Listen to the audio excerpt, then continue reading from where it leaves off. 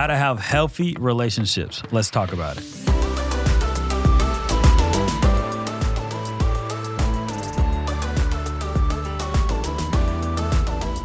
Welcome to The Pursuit, a Cross Point City Church podcast that pursues a deeper dive into the scripture from last week's sermon.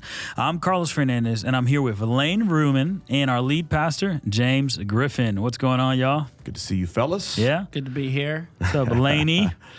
Can I call you Laney? can. Is that okay? Yeah, okay, yeah. cool. You certainly can. Other people can't call you Laney. That's but right. I can call Just you. reserved for Carlos. Yeah. That's right. Yeah. That's right. Well, Lane, you're on the podcast, and we have some exciting news and updates about Ackworth, hopefully. Right? Hopefully you guys find this exciting. Yeah, I think it's exciting. I'm hopeful. I'm very hopeful that we have some updates. Yeah, man. Yeah, absolutely. All right, you guys want to hear the updates? Yeah. Lane, what is, and let me just stop and say this too before you start giving updates. Sure. For people who are like, what in the world is Ackworth? Sure. In January of next year, we are preparing to launch our 5th location. And that's going to be happening in Ackworth, just south of our original location in Cartersville. Mm-hmm. So now we'll be Cartersville, Rome, Adairsville, Hay State Prison, Ackworth, Georgia. Yep. And Lane is the guy, man. It's crazy. This will be stop number 3 for Lane, y'all. Yep. He was our Cartersville location pastor, and then we sent him out to be our Rome location pastor. And now he's going to Ackworth for the rest of his life. And so... Just die no more moving, man. He's going home. No more moving. Well, I mean, I will say, in pretty short order, I've fallen in love with the city. You know, I was born and raised in Cobb County, so the counties, you know, I'm used to that. But I was more of a Marietta, East Cobb guy. But the relationships that I've been able to build in Ackworth have been absolutely awesome. The people, the spirit of just cooperation from the churches there, even from the mayor, has been extraordinary. And so, yeah, I'm super excited. I'm all in. The family's in. We moved. We're eating at the restaurants. We're shopping at the supermarkets. So we're in. Super excited. What's the favorite downtown Ackworth restaurant at the moment, bro? 1885. No, it's not. It's not 1885. It's not even Henry's is Come on, bro. Fun. All these places are great. Now that you're asking me, I'm getting hungry just talking about it. It's literally it's like a bar restaurant behind Henry's, a little bit to the left. Yes. It's tavern something. And now that you ask, I'm it's gonna his forget. favorite, and he doesn't even know the name. I can't. It's all good, just man. because I just walk over there. No problem. But the food is amazing. Gosh, I can't believe it. Over 1885. It'll come bro? to him. It'll come to him like halfway through the podcast. So. If you're from 1885 or you own it, I love you guys. Bro, it's incredible. It's so good. I know who owns it. He's right in there. It's so good. Lives in the area. It is very good. Yeah. Henry's. Yeah. I've probably gone there so much that there's maybe some fatigue or exhaustion. So like just retreating to like pub grub food. He's trying some new stuff. Refreshing. You've been going to Henry's in 1885 that much? Dude, you can walk to the restaurants from Lane's new house. So it's been a great place to meet. So if you're in Ackworth eating, just knock on Lane's door and go say hello. Okay, that's exactly right. He'll pay for dinner. No, don't do that. Don't do that, really, bud. Hey, dude, talk about the location. Yeah, what's going on with the location? Yeah, absolutely. So we obviously have a very exciting partnership with North Cobb Christian School. Yeah, and they've just completed this construction of this beautiful space. It's for the upper school, which is high school. It's called the Commons, and they are being gracious to allow us to be in there and to gather on Sundays. And so the space is absolutely incredible. They're ironing out final details with certificate of occupancy and all that good stuff. So what we're doing right now in the interim is we are gathering in the North Auditorium here in Cartersville at 9 and 11 a.m., which has been a really cool opportunity for us to just start building relationships from the ground up, building friendships, but also to be able to just worship together. Yeah. And it's super exciting. There's a really, I think, unique and special energy there. And then starting in November, later November, we're going to get into the space to start doing like mock setup because you know this is going to be portable for a season, and this is full on portability. Like in Rome, There were some portable things, but we were able to be permanent. A little in some bit more aspect. semi-permanent. That's right. Yeah. So there's trailers involved, and there's all this good stuff. But it's good. So we're gonna do some serve team training there. But the next really significant date that I do want to put on anybody's radar who might be in that area, who's interested in being a part of the Ackworth launch, is a night of prayer that we're going to have on November the 3rd at 6 p.m. And that's going to take place in the upper school. Cool. As something that we often say, right, is that nothing of eternal significance happens apart from prayer. And so we can have all these incredible elements, incredible serve team, staff team. Mm-hmm. But again, if we don't have the Spirit of God moving amongst His people, then what are we doing? That's right. Yeah. And so we really want to set the foundation on God and our desperation for His movement in our city. So that's what we're going to do at 6 p.m. We're going to come together. We'll do a little bit of worship. We'll share a little bit, but most importantly, we're going to focus our time on praying for the people that we're going to have an opportunity to minister to. And again, when we start a location, like we really are talking what we want to see to be generational change. Mm-hmm. We talk about family trees, and one part or component changes everything. By God's grace, we want to be a part of that work in the city of Ackworth and in the counties surrounding it. November 3rd. And then December 1st is our first preview gathering. Where we're dialing it all in, right? It's like before you know it. AVL. Yeah, so super excited about that.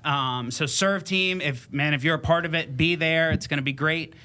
December 15th will be another preview gathering. And then from then on, that's basically that's Christmas, right? That's right. So 15th preview, the 22nd preview. Then on December the 24th at 5 p.m., we are.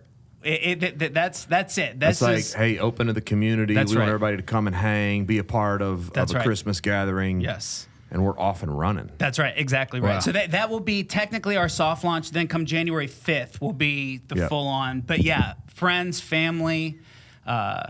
If you're listening to this, anybody that's in that area, man, we want to have them. We want to have you. Well, I just want to piggyback Lane and say what I said a couple of weeks ago when I talked about the Ackworth location in my sermon.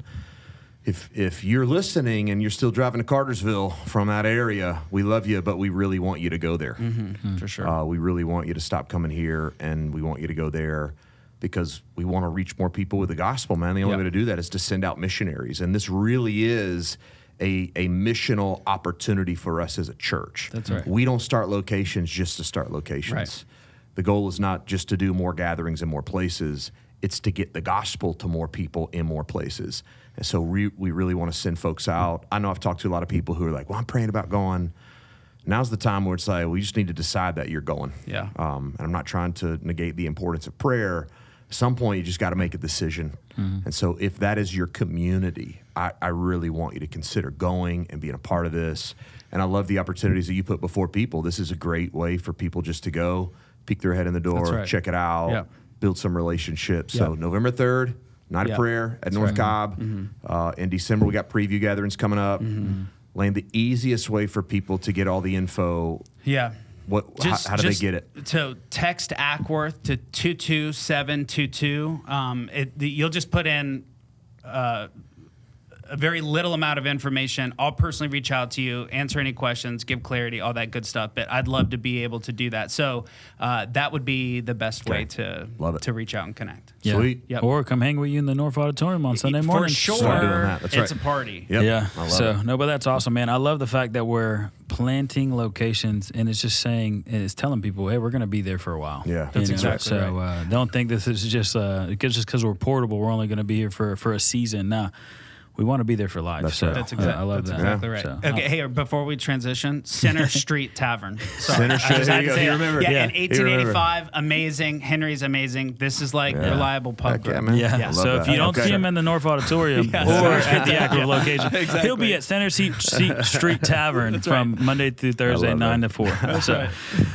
But James, you weren't in the house this weekend. We had one of your good friends, That's right. Pastor Jason Gertis. Yeah, man. to talk a little bit about relationships in our new series, Raise the Flag. That's so I kind of just wanted you to set the scene again, just talk a little bit about the series. And then I had a couple of questions about the sermon that I thought would be really good for us just to talk through. Love it.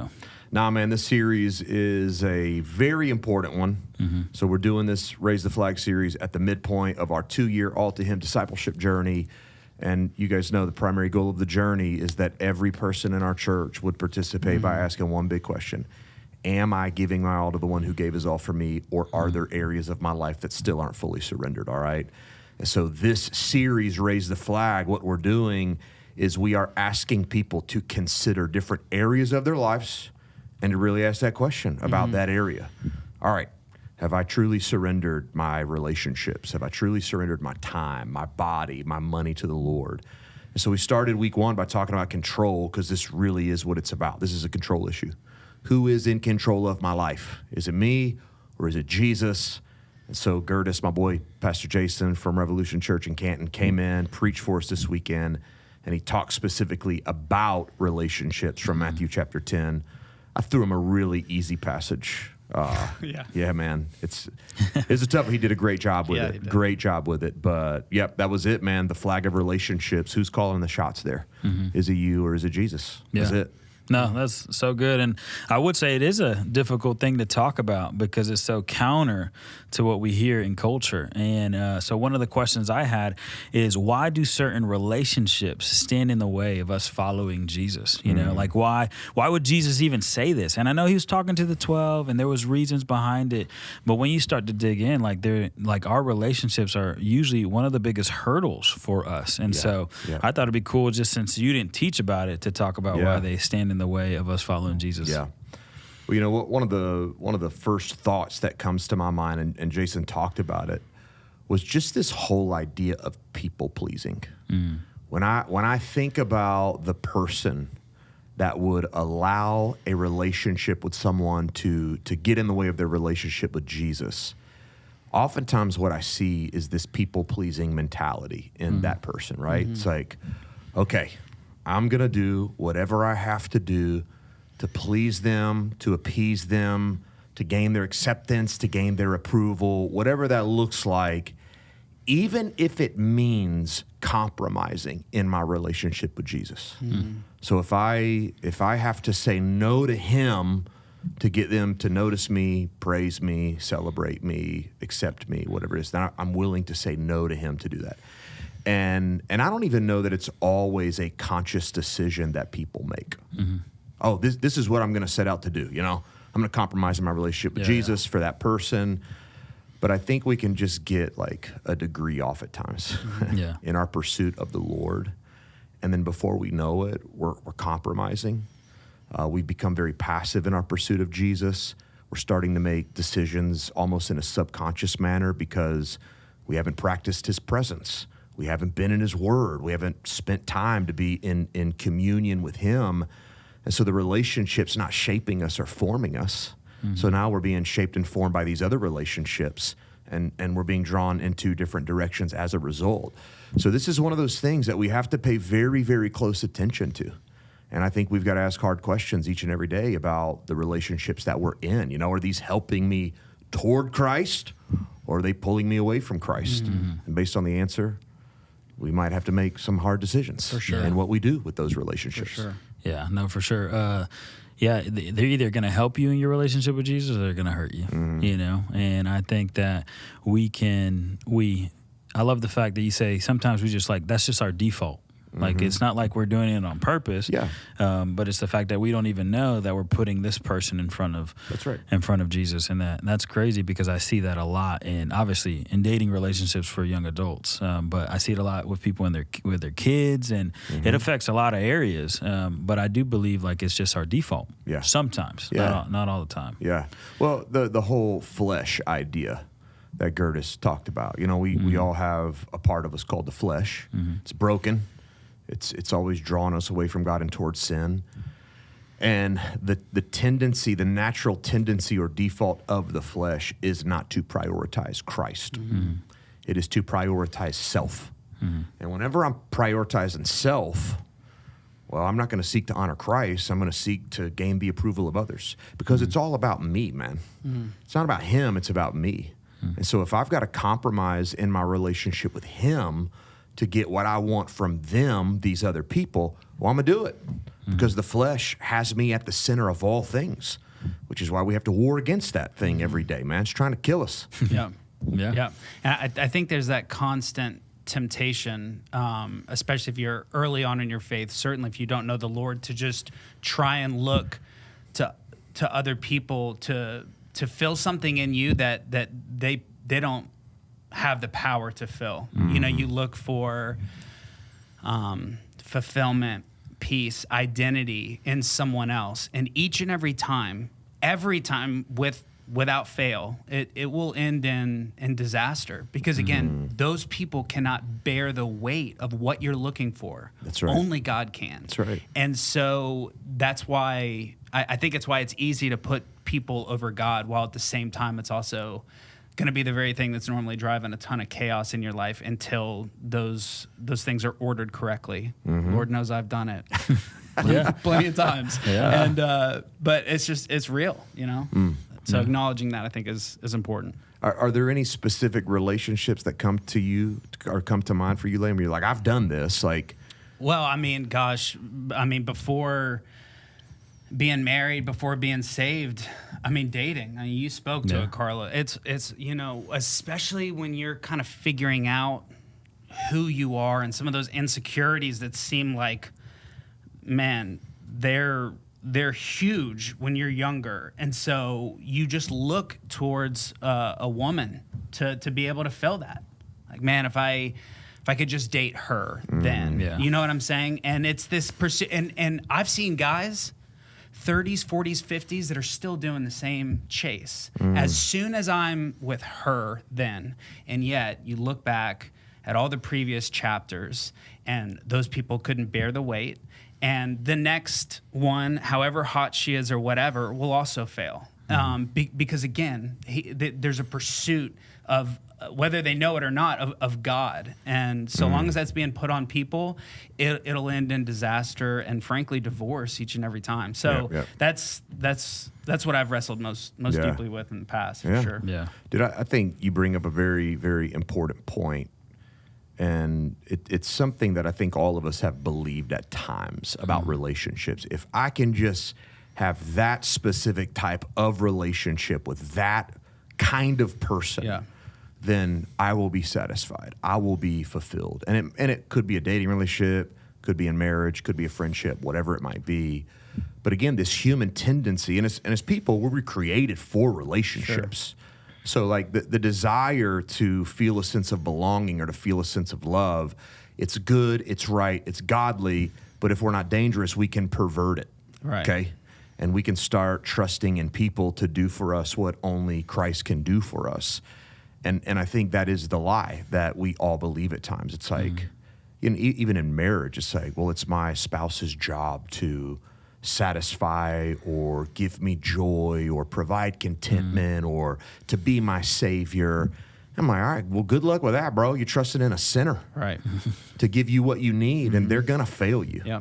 We all know this. We're all three of us are married, man.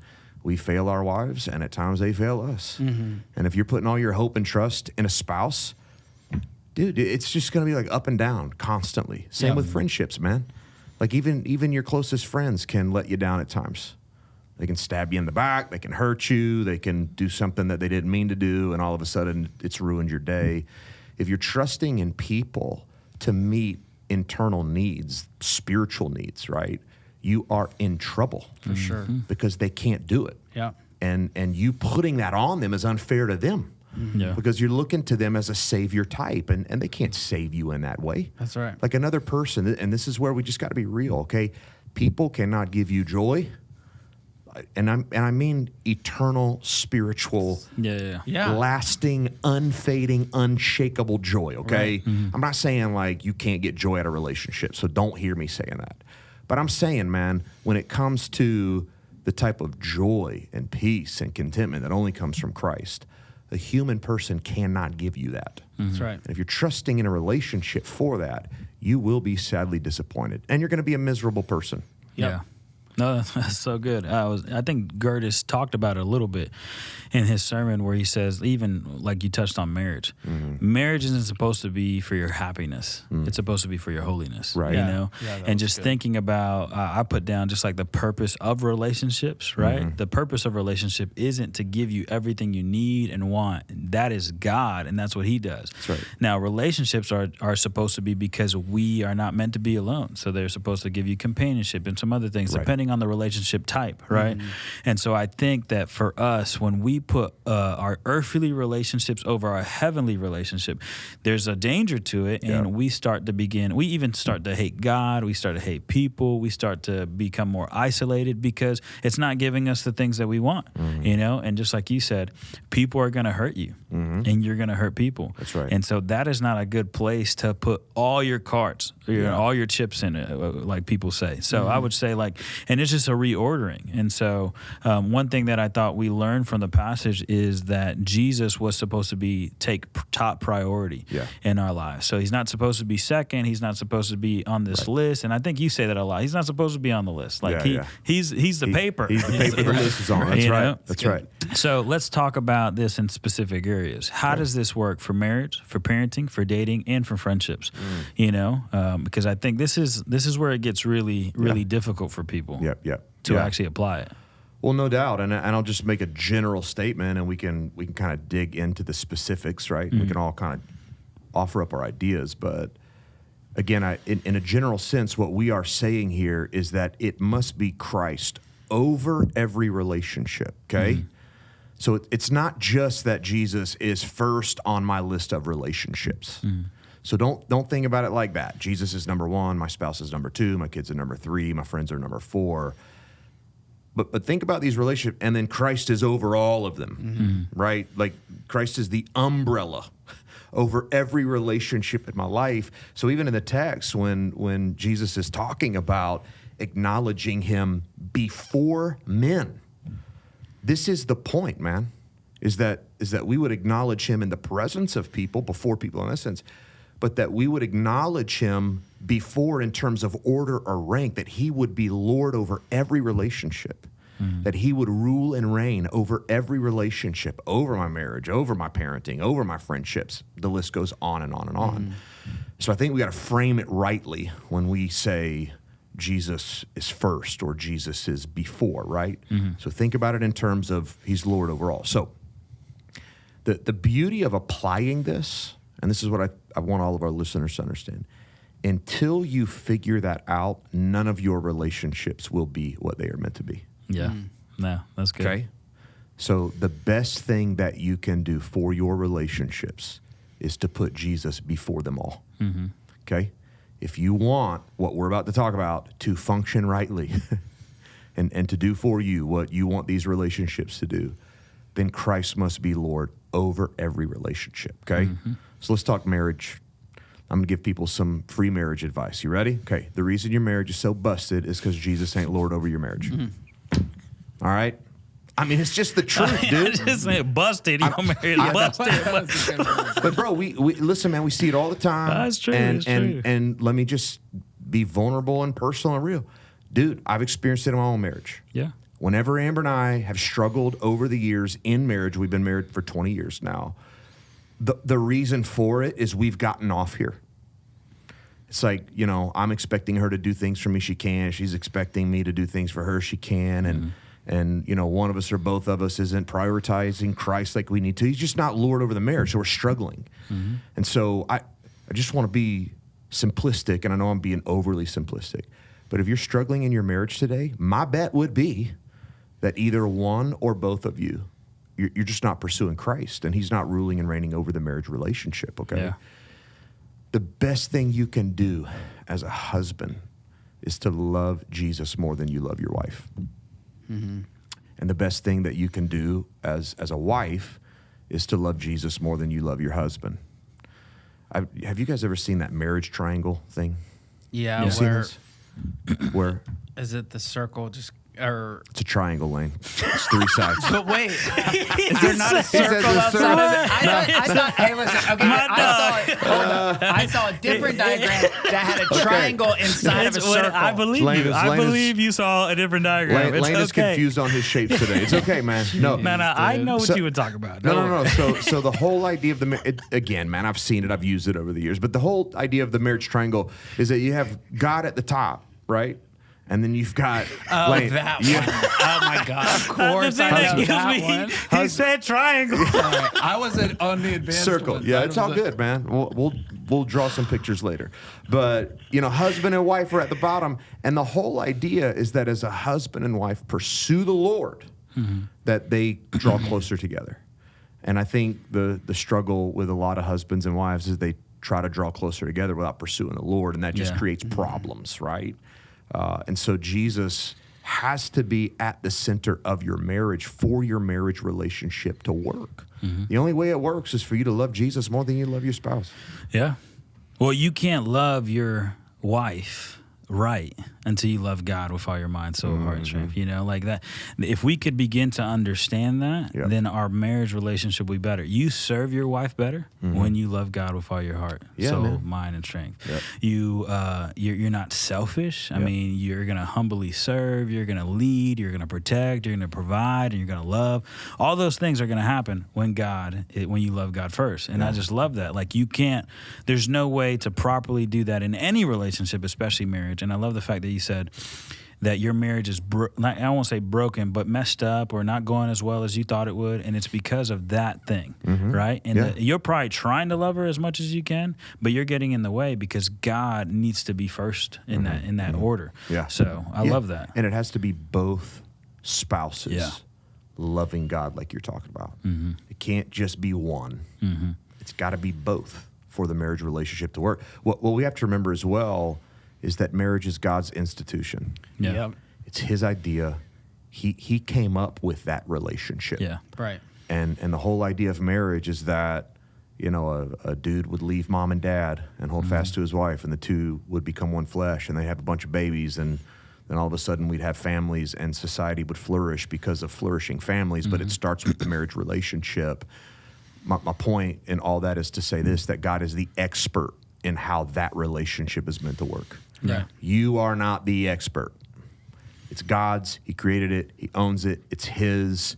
And the only way to do marriage God's way, Carlos, to your point, is to love him with all your heart, soul, mind, and strength, and to prioritize Christ over the marriage relationship. Yeah.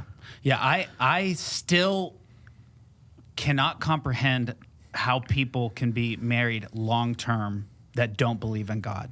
Because for real, like I think sometimes even like back to talking about people who chase relationship to relationship, the benchmark of a marriage, if we're honest, is like it's hard.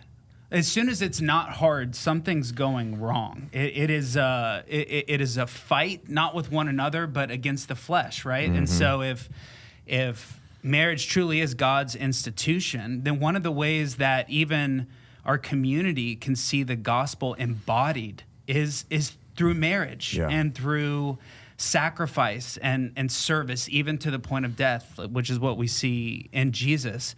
I mean, that's hard stuff. And you're not going to do that naturally because the flesh is, again, going to be about us and not about the other, certainly not about servitude or sacrifice. And so what I know with Inga and I, like, things get more difficult and it normally is a lot of times when I feel like maybe I'm giving my best outside of the home. You know what I'm saying? Where it's like, and again, this is my alignment with God. This is just full disclosure. And I know what my wife wants most from me is an intimacy with God. Because out of that, there's just something, I would say God's design, literally his hardwiring of us, and again, this institution of marriage, where when that gets off, the whole thing is off kilter. And so I know there might be concern of like, well, what would this look like if I truly put Jesus above my wife? Trust me, your wife wants it. Trust me, your husband wants it. Like this is, it's can sound challenging, and it certainly is. But man, I'll tell you what, when it's when it's working like that, it's a beautiful thing. Yeah. Yeah. Bro, let me offer something up. This hit me as you were talking, man. You said something about giving your best outside the home. Sure. Here's what hit me. Why do we as men offer our best outside the home?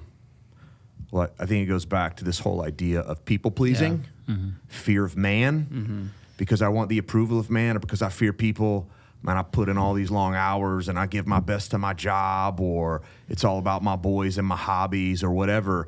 And because I am looking to people for approval and not Christ for approval, what I do as a man is I give away my best outside of the home, and then I come home and neglect my wife and kids. And I can't even give my wife or my kids what they need because I've neglected my relationship with Christ, and now I'm looking to other people to give me what only He can give me. This is how much this matters, right? That Christ has to be Lord over every relationship for all of our relationships to work. Right. Yeah. It's true. Huge. So, Yeah. can we talk dating? Yeah. Sorry, I'm going to get off my soapbox. You want to say something before we go? All I was going to say is like, and I know that it's hard. Yeah, for sure. Like, it's not easy. Like, and I'm just thinking about me in this new season. I mean, y'all been married for a while, but I've only been married for a couple of years now. Yeah, Now I have a kid, and just thinking that it is true. And I remember a pastor teaching once. He said it like this. He's like, our church can probably get a new pastor.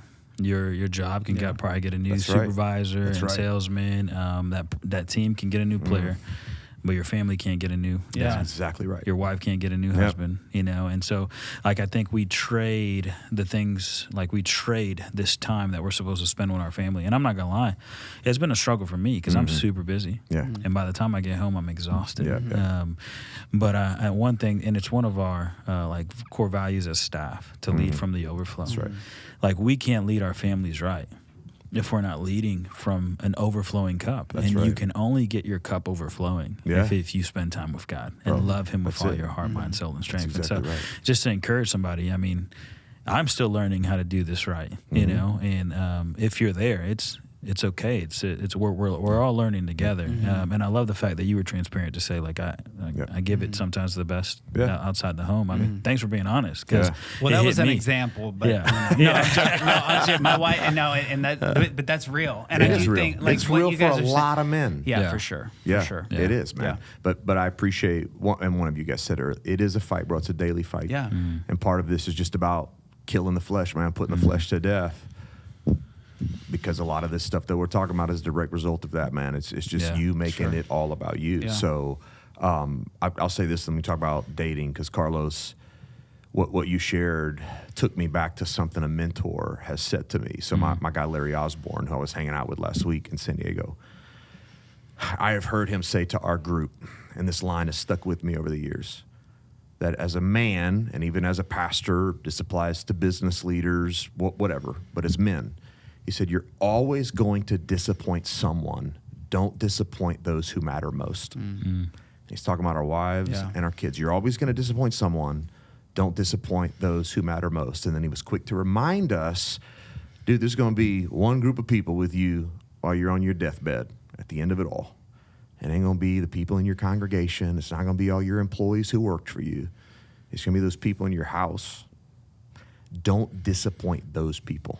You got to give those people your best, and the only way to do that is to be in the right relationship with the Lord. So, Yeah. No, that's good. That's good. So let's talk about dating, because we can begin to practice that now, loving God first, that's right. and then even in our dating relationships, we can get that right before we even jump into marriage. You know, so let's just talk about dating. all right, I'll do what I did with marriage. Here's, I think, the biggest problem with people dating, dude, is you want a boyfriend more than you want Jesus. Yeah. Or you want a girlfriend more than you want Jesus. And so you compromise. Yep. It's not about him. It's about you thinking, well, if I can just be in that romantic relationship, they're going to provide for me all that I need. And I've been married for 2 decades now, and I can just straight tell you, no, they will not. Nope. They just won't, man. And ladies, if you're trusting in some dude to be your knight in shining armor, I don't even know what else to do but laugh. Like, sorry, you're going to be very disappointed. Yeah. And man, if you're trusting in some girl to come and to be whatever, be whoever it is in that love story movie that you watch. She's just not going to be that, man. I tell people this all the time, like young dating couples. You're two sinners in relationship with each other. And so because of that, you're never going to be for one another what you want the other person to be. So you got to find that in Christ and in him alone, right? You want to bring your best to the dating relationship. And to do that, it's what you said, bro. You got to love him first before all other relationships. And I'll even say this, and then I want to hear from you guys. And you got to stop settling, okay? I always tell, especially when I was in student ministry, I would always tell the girls this. I'm like, listen, man, dudes want to date you. They do. Don't settle for idiots. And if you'll just be like, you're an idiot, I'm not dating you, it's going to help some dudes grow up and mature, right? It will. One of the reasons grown men still act like little boys is because there's a lot of women out there that settle. And ladies, I'm just telling you, man, you're too valuable to settle for an idiot. Yeah. And I mean that as kindly as I can say it. You want to find some dude who's going to love Jesus more than he's going to love you, who's pursuing Christ, running after Christ. That's the kind of guy you want to look for. And guys, it's the same. Like you don't want to settle for a woman who doesn't love the Lord. You want to find that woman who has that gentle and quiet spirit that's beautiful in the sight of God and who's walking with Jesus and who's going to let you know that she loves Jesus more than she loves you. And that's the kind of girl you want to pursue and you want to date. I love what you said. Practice it now. Yeah. Because I can promise you what ain't going to happen is you don't do it now and then all of a sudden you get married and it's magically better. No, marriage just makes everything harder. Yeah. So whatever you're doing in dating right now, you can be sure you're going to carry that with you into the next relationship. No, for sure. I mean, one thing that we tell young adults, so we did like a dating series, and we said to date well in our world today, Jesus has to be king. Right. And then I love this not settling part because the next thing is now you have to understand that you're royalty and you have to live like you're royalty, that now you are sons and daughters in the kingdom. And then so you live under the lordship of Jesus Christ. You understand your royalty and then you live like it. Yeah. And so that means that your first allegiance is to the king. That's right. And that's going to help you do dating well. And then it's going to also help you, man, avoid a lot of things. Right. That's right. Because I see all the time is like they come to church and they tell me they're here for Jesus and they want to worship and they want to grow and they want to do all this stuff, discipleship. And then they meet somebody. And then you don't see him again. And I'm like, what happened to JoJo? JoJo, he's gone. He's engaged or he's married. He's in love. He's going to a different church. Then they break up and they show back up. And then the story it's the same thing. Like it's like rinse, wash, repeat. Like it just keeps going. Or did I say that right? Wash, rinse, repeat, right? Wash, rinse, repeat. But it's just because Jesus isn't first. They love Jesus until Jesus gives them what they want. And then once they get what they want, they're out. And then when it doesn't work out, they try to do the same thing. And for me, I was like, man, just keep Jesus first. And Ben Stewart in his book, Single, Dating, Engaged, Married, he says, run after Jesus. And what you're going to start to see is other people running after Jesus. That's right. And this is how you know you're not supposed to be with the person if they stop you from running your race well. That's good. So if they just stop you and you both tackle each other, you're not good for each other. Yeah. But if you meet somebody who is helping you keep God first, helping you love him with all your heart, soul, mind, and strength, that's a person you want on your side. Because if they're not helping you, they're hurting you. And that goes across the board. That's right. Yeah. So I think it's good. Somebody asked me not long ago, I don't remember who it was, but they asked the question, how did you know that Amber was the girl you were supposed to marry? All right. And I brought up the moment. I remember late one night, I was at her house in the driveway, getting ready to leave. I'm doing ministry at the time, serving as a student pastor at the small little Baptist church I grew up in, and I'm getting ready to move to Miami, Florida with a team of people to go plant a church. We're dating, okay? And so we're having all of these conversations, and I mean, you know, it was at the point where it was like, all right, we either need to do this or we need to be done with this. And I was really hoping we were going to do this. And I just remember standing in her driveway that night talking about the future and ministry and going to plant this church. She looked at me in that driveway and she said, I will go wherever God takes you. I will go wherever God takes you. And in that moment, I was like, I think this is the girl, because I wanted her to understand, hey, the Lord has called me to something, and I'm doing it no matter what. Okay, I'm doing it no matter what. I want you to go, and I want you to be a part, and I want us to continue this relationship. But I can't be in this relationship if you're going to stand in the way or try to stand in the way of me doing what I know God's called me to do. And so to have this woman stand across from me, and she's like, oh, no, I'm in. I'm in. I totally understand that this is the calling, right? And that you love the Lord more than you love me, and that's the kind of relationship I want to be in.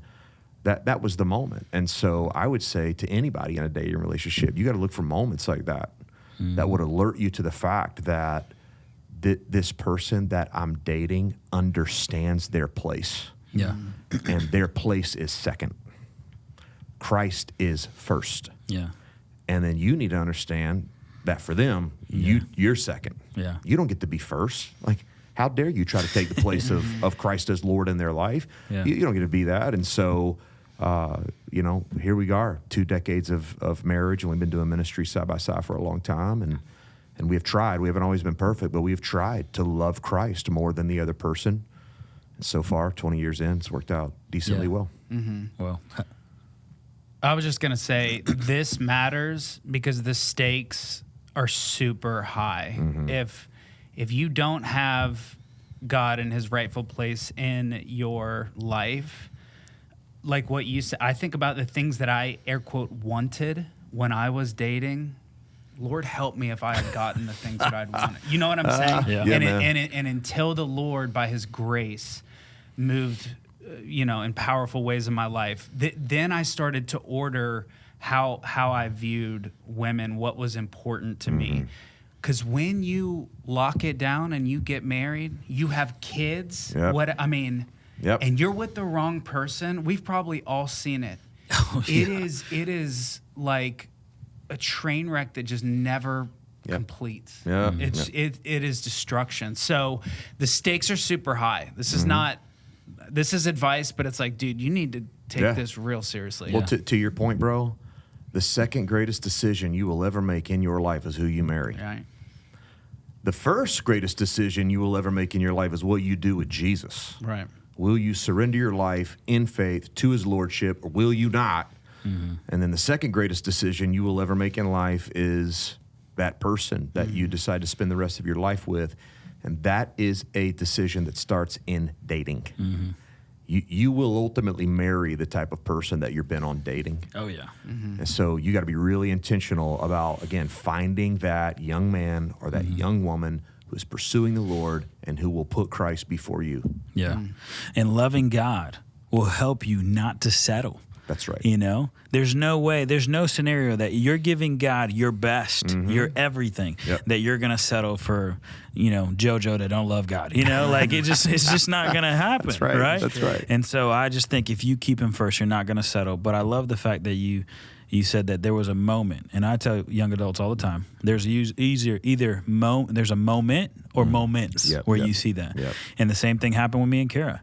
I remember it was just a hard day. I think I was super sick. Something happened. It was just like a train wreck of a couple of weeks. And this was the moment that she pointed me to Jesus. She prayed. She didn't try to be the answer to my problem. She didn't try to do all these things, but she just said, let's pray. And it was just like this overwhelming peace that I got. Yeah. And it's not because Kara was amazing. Well, she is, but it's because she pointed me to Jesus. And that's why, you got to find somebody that's going to be in your corner for the rest of your life, that's going to point you to Jesus. And they know, and I love the fact, they know they're second. And they know who's first. That's right. And that's where things go well. And we're not saying that you're not going to have problems in your relationships. Like we already said, there's things that we got to work through. I mean, you said that marriage is kind of war. It's a fight. It's hard work. Yep. It's harder when Jesus isn't first. That's exactly right. Yep. That's exactly right, man. No, that was I good. love that. For sure. Dude, you brought up kids. Let's talk about kids for a minute. Because I think in our society and in our culture, bro, parents can turn kids into idols in a hurry, right? And I think the greatest indicator that this is happening, and I'm sure I'm going to offend somebody. It's all right. You're fine. You'll be all right, okay? But I think the greatest indicator that this is happening is that your whole life revolves around that kid. Your calendar revolves around the kid. Your bank account revolves around the kid. All the decisions that you make as a family revolves around the kid. And the kid, it's almost like the kid is lord over the family. That the child, your 8-year-old, every decision goes back to him or her. It's crazy how little kids can be lord over families in this way, right? It's like, so that kid's calling the shots. They're in charge. It's like everything in life is about the child. And again, please don't hear what I'm not saying. I ain't saying like don't value your kid and don't treasure your kid and don't do great things for your kid. Do all that, okay? Like we need to be dads. I almost said husbands and wives. That's not what I'm saying. Dads and moms who love and value and who invest in our kids.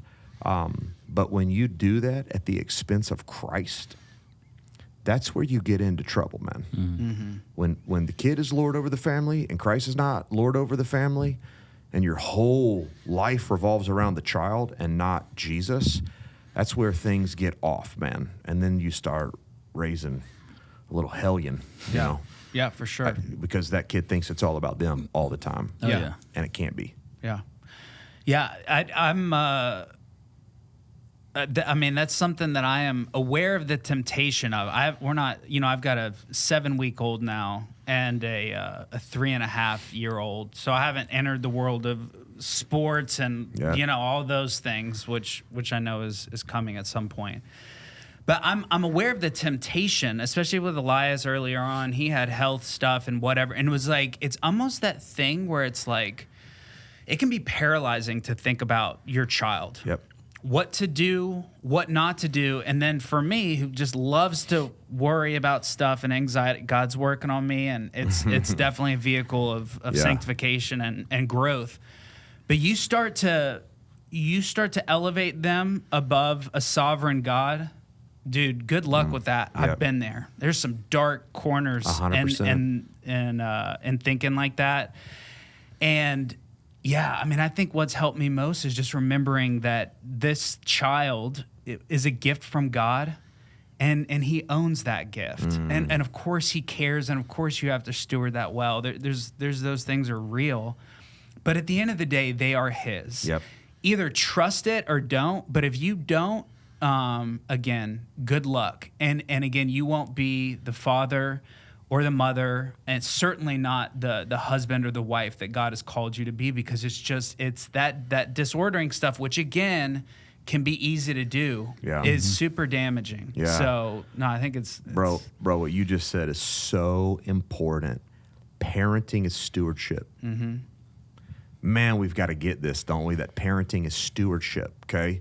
I know a lot of times when we talk about stewardship, everybody always wants to think about money. You know, it's like, oh, we got to manage our money in a way that glorifies God and helps the world. But this applies to every area of life, dude, including parenting. Dude, you nailed it, bro. Children are a gift from God. So these are like we're not entitled to children, right? But God gives us children as gifts.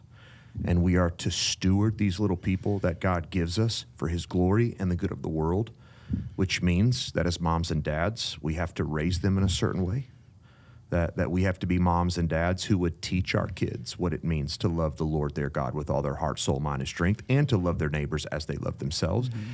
And we've got to do it first. If we're going to teach our kids how to do that, we've got to do it, and we've got to model it, we've got to say it, and we have to show it. We have to bring our sons and daughters up in the instruction and the discipline of the Lord so that they would live lives that would honor him and help the world. We don't want to raise little jerks, man. Yeah. And the way that we raise jerks is when we center everything on them and they think it's all about them and the world revolves around them, and it doesn't. And we don't do anybody any favors when we parent that way. And so if we understand, in my parenting, I'm just a manager. That's all I am. I don't own this kid. This kid ultimately doesn't belong to me. But God, who is gracious, has entrusted this child to me, and I am to manage or steward this child in a way that would meet the master's wishes. Yeah. That's all parenting is. Yeah. And if you view it in that way, dude, so much of how you parent will change, right? Oh, yeah. I think about, and I think I said this on a podcast recently, I think about something I've heard again from a mentor, that your children do not adopt your beliefs, they adopt your values. And we are always communicating to our kids what we value in the way we steward that relationship. So you can talk to your kid all day long about how important it is to love the Lord and to be in church and to live a life that would glorify Jesus and all the things. But then if your whole life revolves around them and they don't see you doing those things, you're teaching them to value something else. Yeah. And chances are they're going to grow up, they're going to graduate high school, they're going to bail on the church, bail on the faith. You're going to be very confused, and you shouldn't be, because that's what you taught them. Yeah. In the way that you lived your life and in the way you stewarded that relationship, which is why, as a mom or dad, Christ has to be your greatest treasure. Your kid can't be your greatest treasure. Christ has to be your greatest treasure. And when he is your greatest treasure, that relationship now comes under his lordship, and you begin to steward your children in a way that ultimately honors him. So important. Yeah. Well, when you don't do that, when God is not the priority, it messes with your discipleship, you know? And again, there was a pastor who once said, like, we put our kids in this pedestal that we let them do whatever they want. We give them whatever they want.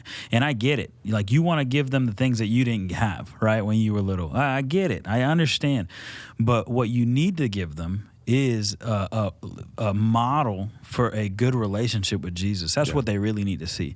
And when you do that, man, so many things can begin to happen in that relationship. And I remember it's because we think that our kids are going to be doing all these things. And I remember Pastor saying, like, you know, the chances of your kid going to the NBA or going to the MLB or going to the NFL, they're less than 1%. Less than, like, it's crazy. It's not even close. But the chances that they're going to stand in front of God, That's right. 100%. That's right. 100%. That's right. And if you can love God with all your heart, mind, soul, and strength, your discipleship will be on point, right? Does that mean that you're going to get it all right? No. Does it mean that you're not going to make mistakes? You know, no, it doesn't mean that. But it means that you're going to be intentional. You're going to teach them how to pray because you're praying. And I love the fact that they're going to take what they see. That's what they're going to copy. That's right. And so we have to be intentional in loving God. And man, that's going to rub off on other people. I was just thinking about, like, the reason I'm sitting at this table is because I saw my mentor love God. And the way he loved God, man, I had questions. I can't wait till Selah has a question. Dad, why do you pray? Dad, why you read? You know, that book you have with you all the time, what is it? And I get to tell her about it. But it's because she saw me keeping God as the priority. You know, and I pray that be what she sees, you know, more than anything else. It's huge, man. That's good. Now, kids are so attentive, aren't they? And they're so smart, and Man, they pick up on everything. Good night. Dude, that do. is I've heard it, but it's like I'm seeing it. And that is wild. And it's kind of scary. They'd be looking. Dude, oh my gosh. But they're going to pick up. Listen, your children are going to pick up on whether or not you truly love Christ more than them. They will. They will. And chances are they're going to grow up and emulate whatever you did. Okay, maybe not by the grace of God. But chances are, if you treasure other things and other relationships over your relationship with Christ, your kids are going to see that. And you are teaching them to value things and people over him. And so, I want to be kind and gracious in how I say this. Moms and dads, man, repent of that. Confess that to the Lord and make whatever changes you have to make to get this right. There's too much at stake for us not to get this right. And I know part of the struggle and the tension is that we just kind of fall in line with the rest of society. And as parents, we kind of often do what we see everybody else doing. And I would just remind us that as followers of Jesus, we are called to be a countercultural people. You don't have to do what every other parent does, okay?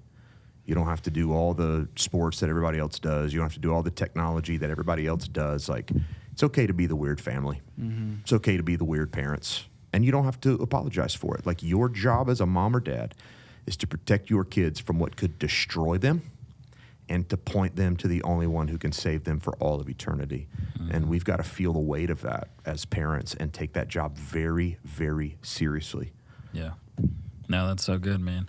Well, I did want to talk about friendships too. Like I feel. You want to end on this one? Well, I was gonna say, you can just hit on friendships real quick, and then we kind of talked about it or around it, like just reordering our loves. Like if somebody is struggling with that, how could we practically do that? And then I think like we could just kind of close with that, because I just have that practical piece. So just like hit on friendships, and then we can go into the reordering. The of line loves. that always comes to mind for me when I think friendships, and it's something I heard as a kid: show me your friends, I'll show you your future. Show me your friends, I'll show you your future. And I think there's so much power and truth in that statement. The people that we run with shape us more than we realize. Oh, yeah. And that's how God designed it to work, right? I mean, when I always preach this when I talk about the church, why do we need the church? Why do we need the people of God? Well, it's his family. The church is his family. And just like all of our families have shaped us into who we are, God's desire is to use his family to shape us into who we are, which is why we need a certain kind of friendship if we're going to grow in our faithfulness to Christ, okay? Here's the deal. Chances are you run with people who don't love the Lord, they're going to pull you away from the Lord, okay? If you run with people who love the Lord, they're going to help you to love the Lord all the more. And again, don't hear what I'm not saying. I'm not saying don't hang out with people who don't know Jesus, okay? There's a missional component to this whole thing, of course, but I think it's stupid when we try to argue like, oh, no, I'm just going to hang out with that group of people by myself and do all the things they do and go to all the places that they go because I want to win them. That's not how mission works. Mission is a collective effort, okay? If you want to reach people with the gospel, I would advise you go in groups. Don't just go and meet people on their turf, like have them meet you on neutral turf or even on your turf. It's like, again, if you're just going to the bar and, drinking with all the folks every night by yourself because you want to share the gospel with them, that's probably going to go bad at some point. Yeah.